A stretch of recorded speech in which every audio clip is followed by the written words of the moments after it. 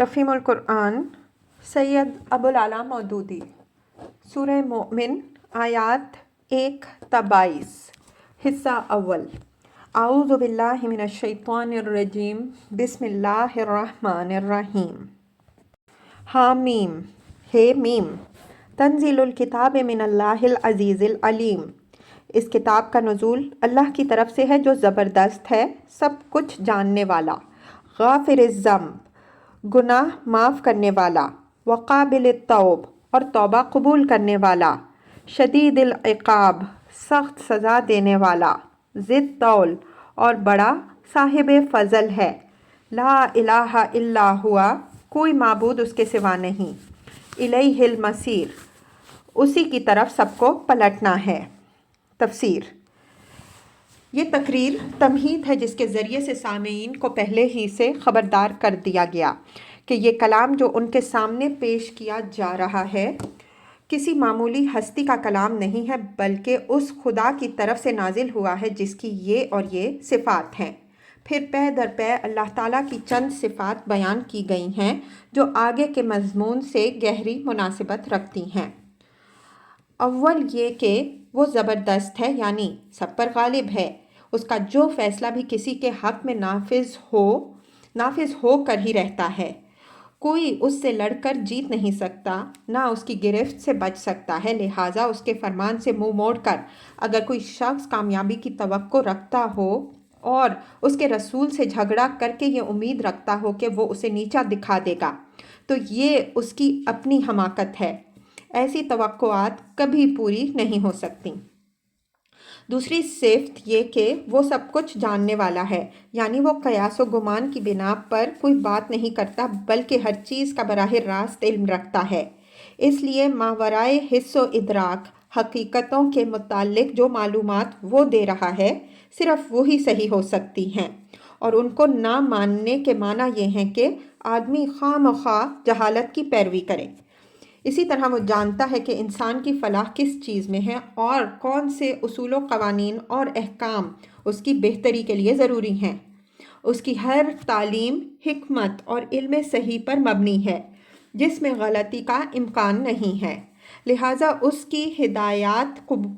قبول نہ کرنے کے معنی یہ ہیں کہ آدمی خود اپنی تباہی کے راستے پر جانا چاہتا ہے۔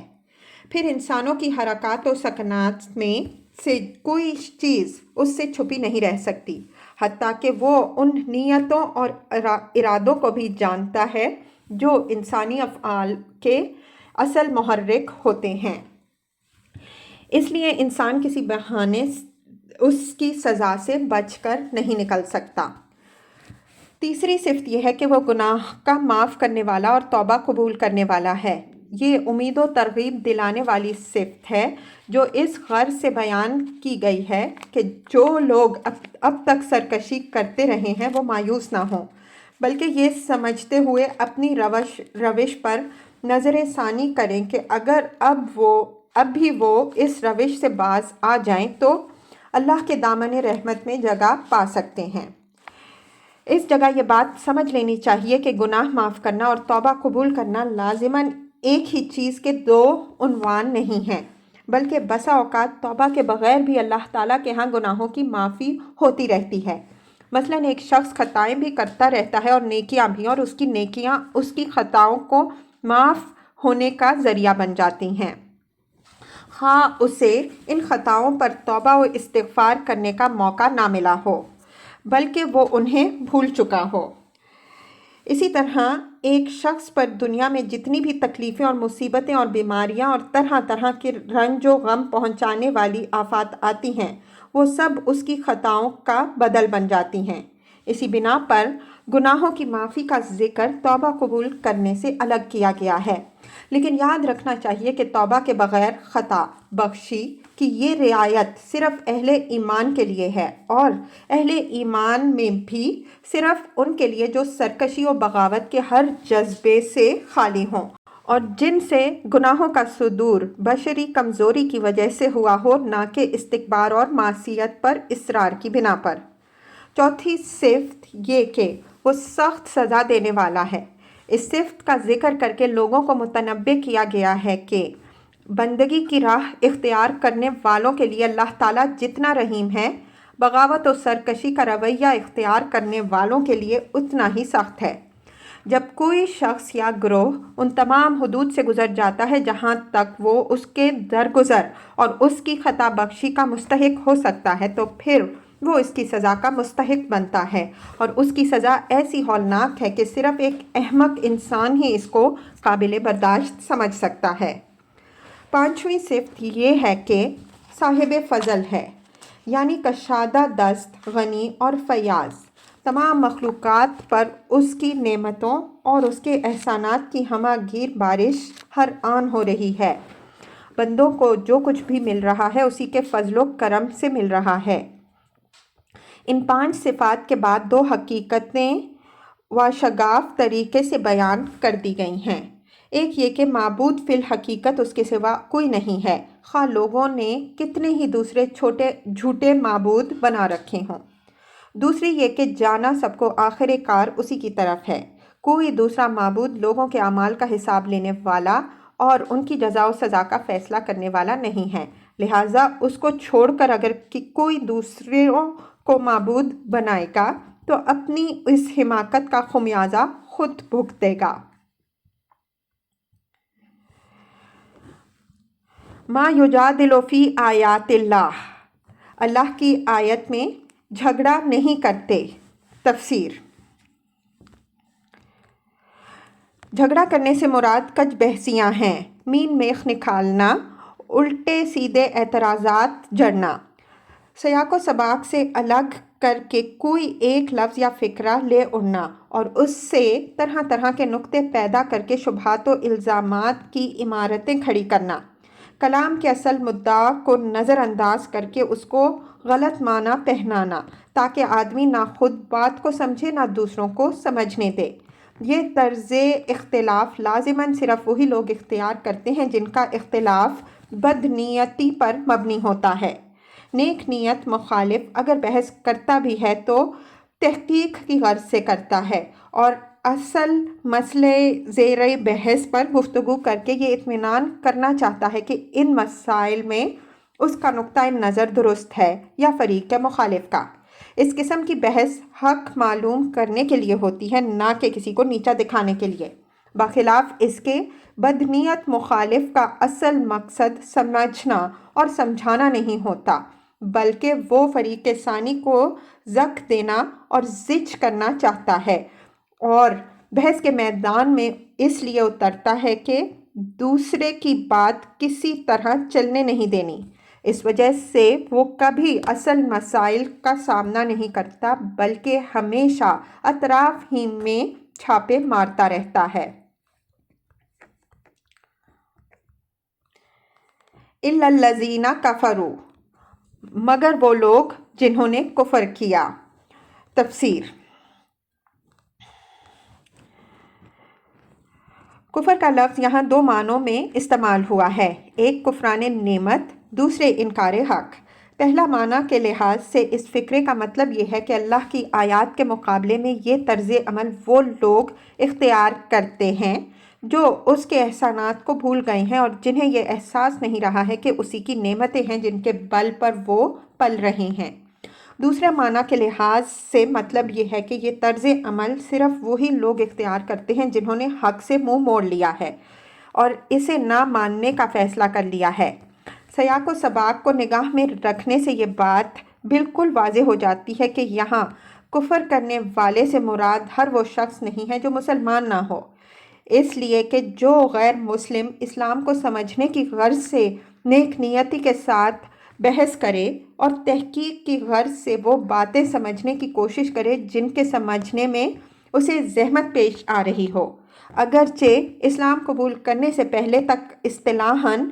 ہوتا وہ بھی کافر ہی ہے، لیکن ظاہر ہے کہ اس پر وہ بات راست نہیں آتی جس کی اس آیت میں مذمت کی گئی ہے۔ فَلَا يَغْرُرْكَ تَقَلُّبُهُمْ فِي الْبِلَادِ، پس نہ دنیا کے ملکوں میں ان کی چلت پھرت تمہیں کسی دھوکے میں ڈالے۔ تفسیر۔ پہلے فقرے اور دوسرے فقرے کے درمیان ایک خلا ہے جسے ذہن سامع پر چھوڑ دیا گیا ہے۔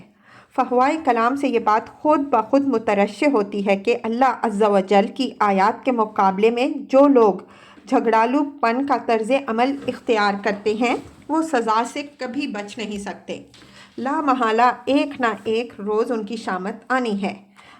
اب اگر تم دیکھ رہے ہو کہ وہ لوگ یہ سب کچھ کر کے بھی خدا کی زمین میں اطمینان سے دندناتے پھر رہے ہیں اور ان کے کاروبار خوب چمک رہے ہیں اور ان کی حکومتیں بڑی شان سے چل رہی ہیں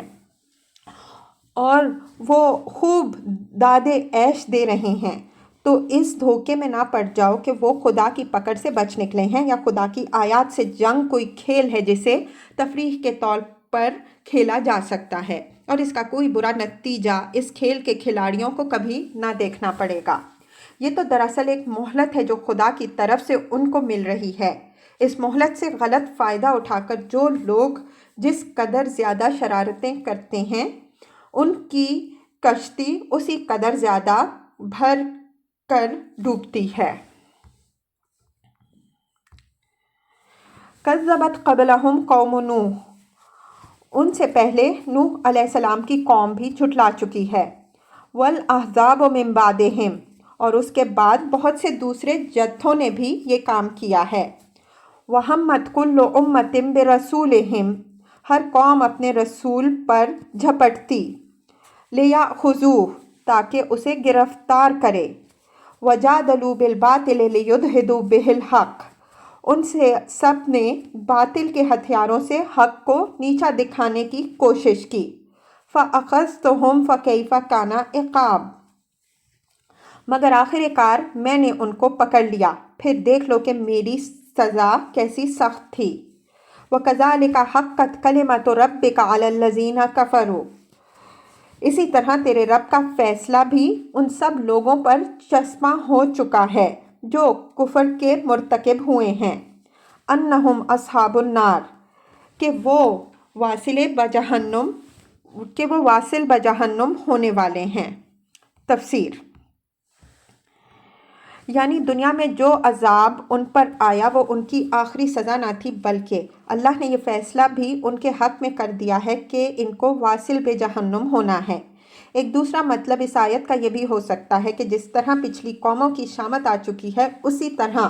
اب جو لوگ کفر کر رہے ہیں ان کے حق میں بھی اللہ کا یہ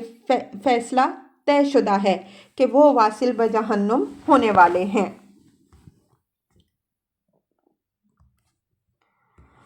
الذین یحملون العرش ومن حولہ، عرش الہی کے حامل فرشتے اور وہ جو عرش کے گرد و پیش حاضر رہتے ہیں۔ یسبحون بحمد ربہم ویؤمنون بہ، سب اپنے رب کی حمد کے ساتھ تسبیح کر رہے ہیں، وہ اس پر ایمان رکھتے ہیں۔ ویستغفرون للذین آمنوا، اور ایمان لانے والوں کے حق میں دعائے مغفرت کرتے ہیں۔ تفسیر: یہ بات نبی صلی اللہ علیہ وسلم کے ساتھیوں کے لیے ارشاد ہوئی ہے۔ وہ اس وقت کفار مکہ کی زبان درازیاں اور چیرہ دستیاں اور ان کے مقابلے میں اپنی بے بسی دیکھ دیکھ کر سخت دل شکستہ ہو رہے تھے۔ اس پر فرمایا گیا کہ ان گھٹیا اور رذیل لوگوں کی باتوں پر تم رنجیدہ کیوں ہوتے ہو؟ تمہارا مرتبہ تو وہ ہے کہ عرش الہی کے حامل فرشتے اور عرش کے گرد و پیش حاضر رہنے والے ملائکہ تک تمہارے حامی ہیں اور تمہارے حق میں اللہ تعالیٰ کے حضور سفارشیں کر رہے ہیں۔ عام فرشتوں کے بجائے عرش الہی کے حامل اور اس کے گرد و پیش حاضر رہنے والے فرشتوں کا ذکر یہ تصور دلانے کے لیے کیا گیا ہے کہ سلطنت خداوندی کے عام اہلکار تو درکنار، وہ ملائکہ مقربین بھی جو اس سلطنت کے ستون ہیں اور جنہیں فرما روائے کائنات کے ہاں قرب کا مقام حاصل ہے، تمہارے ساتھ گہری دلچسپی و ہمدردی رکھتے ہیں۔ پھر یہ جو فرمایا گیا ہے کہ یہ ملائکہ اللہ تعالیٰ پر ایمان رکھتے ہیں اور ایمان لانے والوں کے حق میں دعائے مغفرت کرتے ہیں، اس سے یہ بات ظاہر ہوتی ہے کہ ایمان کا رشتہ ہی وہ اصل رشتہ ہے جس نے عرشیوں اور فرشیوں کو ملا کر ایک دوسرے کے ساتھ وابستہ کر دیا ہے، اور اسی تعلق کی وجہ سے عرش کے قریب رہنے والے فرشتوں کو زمین پر بسنے والے ان خاکی انسانوں سے دلچسپی پیدا ہوئی ہے جو انہی کی طرح اللہ پر ایمان رکھتے ہیں۔ فرشتوں کے اللہ پر ایمان رکھنے کا مطلب یہ نہیں ہے کہ وہ کفر کر سکتے ہیں مگر انہوں نے اسے چھوڑ کر ایمان اختیار کیا ہے، بلکہ اس کا مطلب یہ ہے کہ وہ اللہ وحدہ لا شریک ہی کا اقتدار مانتے ہیں۔ کوئی دوسری ہستی ایسی نہیں ہے جو انہیں حکم دینے والی ہو اور وہ اس کے آگے سر اطاعت جھکاتے ہوں۔ یہی مسلک جب ایمان لانے والے انسانوں نے بھی اختیار کر لیا تو اتنے بڑے اختلاف جنس اور بعد مقام کے باوجود ان کے اور فرشتوں کے درمیان ہم مشربی کا مضبوط تعلق قائم ہو گیا۔ ربنا وسعت کل شیء رحمۃ و علما، اے ہمارے رب تو اپنی رحمت اور اپنے علم کے ساتھ ہر چیز پر چھایا ہوا ہے۔ تفسیر یعنی اپنے بندوں کی کمزوریاں اور لغزشیں اور خطائیں تجھ سے چھپی ہوئی نہیں ہیں، بے شک تو سب کچھ جانتا ہے، مگر تیرے علم کی طرح تیرا دامن رحمت بھی تو وسیع ہے، اس لیے ان کی خطاؤں کو جاننے کے باوجود ان غریبوں کو بخش دے۔ دوسرا مطلب یہ بھی ہو سکتا ہے کہ بربنائے رحمت ان سب لوگوں کو بخش دے جن کو بربنائے علم تو جانتا ہے کہ انہوں نے سچے دل سے توبہ کی ہے اور فی الواقع تیرا راستہ اختیار کر لیا ہے۔ فاغفر للذین تابوا واتبعوا سبیلک وقہم عذاب الجحیم، پس معاف کر دے اور دوزخ کے عذاب سے بچا لے ان لوگوں کو جنہوں نے توبہ کی اور تیرا راستہ اختیار کیا۔ تفسیر معاف کرنا اور عذاب دوزخ سے بچا لینا اگرچہ صریحاً لازم و ملزوم ہیں اور ایک بات کا ذکر کر دینے کے بعد دوسری بات کہنے کی بظاہر کوئی حاجت نہیں رہتی، لیکن اس طرز بیان سے دراصل اہل ایمان کے ساتھ فرشتوں کی گہری دلچسپی کا اظہار ہوتا ہے۔ قاعدے کی بات ہے کہ کسی معاملے میں جس شخص کے دل کو لگی ہوئی ہوتی ہے وہ جب حاکم سے گزارش کرنے کا موقع پا لیتا ہے تو پھر وہ الحاح کے ساتھ ایک ہی درخواست بار بار طرح طرح سے پیش کرتا ہے اور ایک بات بس ایک دفعہ عرض کر کے اس کی تسلی نہیں ہوتی، یعنی نافرمانی چھوڑ دی ہے، سرکشی سے باز آ گئے ہیں اور فرمانبرداری اختیار کر کے زندگی کے اس رستے پر چلنے لگے ہیں جو تو نے خود بتایا ہے۔ ربنا وادخلہم جنات عدن التی وعدتہم، اے ہمارے رب اور داخل کر ان کو ہمیشہ رہنے والی ان جنتوں میں جن کا تو نے ان سے وعدہ کیا۔ تفسیر اس میں بھی وہی الحاح کی کیفیت پائی جاتی ہے جس کی طرف اوپر حاشیہ نمبر 8 میں ہم نے اشارہ کیا۔ ظاہر ہے کہ معاف کرنا اور دوزخ سے بچا لینا آپ جنت میں داخل کرنے کو ملتزم ہے، اور پھر جس جنت کا اللہ نے خود مومنین سے وعدہ کیا ہے بظاہر اسی کے لیے مومنین کے حق میں دعا کرنا غیر ضروری معلوم ہوتا ہے، لیکن اہل ایمان کے لیے فرشتوں کے دل میں جذبہ خیر خواہی کا اتنا جوش ہے کہ وہ اپنی طرف سے ان کے حق میں کلمہ خیر کہتے ہی چلے جاتے ہیں، حالانکہ انہیں معلوم ہے کہ اللہ تعالیٰ یہ سب مہربانیاں ان کے ساتھ کرنے والا ہے۔ وَمَنْ صَلَحَ مِنْ آبَائِهِمْ وَأَزْوَاجِهِمْ وَذُرِّيَّاتِهِمْ، اور ان کے والدین اور بیویوں اور اولاد میں سے بھی جو صالح ہوں ان کو بھی وہاں ان کے ساتھ پہنچا دیجیے۔ تفسیر یعنی ان کی آنکھیں ٹھنڈی کرنے کے لیے ان کے ماں باپ اور بیویوں اور اولاد کو بھی ان کے ساتھ جمع کر دے۔ یہ وہی بات ہے جو اللہ تعالیٰ نے خود بھی ان نعمتوں کے سلسلے میں بیان فرمائی ہے جو جنت میں اہل ایمان کو دی جائیں گی۔ ملاحظہ ہو سورہ رعد آیت 23 اور سورہ طور آیت 21۔ سورہ طور والی آیت میں یہ تصریح بھی ہے کہ اگر ایک شخص جنت میں بلند درجے کا مستحق ہو اور اس کے والدین اور بال بچے اس مرتبے کے مستحق نہ ہوں تو اس کو نیچے لا کر ان کے ساتھ ملانے کے بجائے اللہ تعالیٰ ان کو اٹھا کر اس کے درجے میں لے جائے گا۔ اِنَّکَ أَنْتَ الْعَزِیزُ الْحَکِیم، تو بلا شبہ قادر مطلق اور حکیم ہے۔ وَقِہِمُ السَّیِّئَاتِ، اور بچا دے ان کو برائیوں سے۔ تفسیر سیئات برائیوں کا لفظ 3 مختلف معنوں میں استعمال ہوتا ہے اور تینوں ہی یہاں مراد ہیں۔ ایک غلط عقائد اور بگڑے ہوئے اخلاق اور برے اعمال، دوسرے گمراہی اور اعمال بد کا وبال، تیسرے، آفات اور مصائب اور اذیتیں، خواہ وہ اس دنیا کی ہی ہوں یا عالم برزخ کی یا روز قیامت کی۔ فرشتوں کی دعا کا مقصود یہ ہے کہ ان کو ہر اس چیز سے بچا جو ان کے حق میں بری ہو۔ وَمَن تَقِ السَّيِّئَاتِ يَوْمَئِذٍ فَقَدْ رَحِمْتَهُ، جس کو تو نے قیامت کے دن برائیوں سے بچا دیا اس پر تو نے بڑا رحم کیا۔ تفسیر: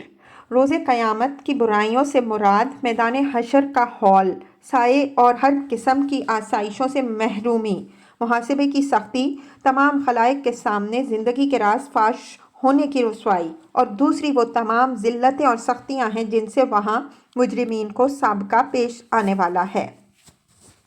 وَذَلِكَ هُوَ الْفَوْزُ الْعَظِيمُ، یہی بڑی کامیابی ہے۔ ان الذین کفروا ینادون لمقت اللہ اکبر من مقتکم انفسکم، جن لوگوں نے کفر کیا ہے قیامت کے روز ان کو پکار کر کہا جائے گا، آج تمہیں جتنا شدید غصہ اپنے اوپر آ رہا ہے،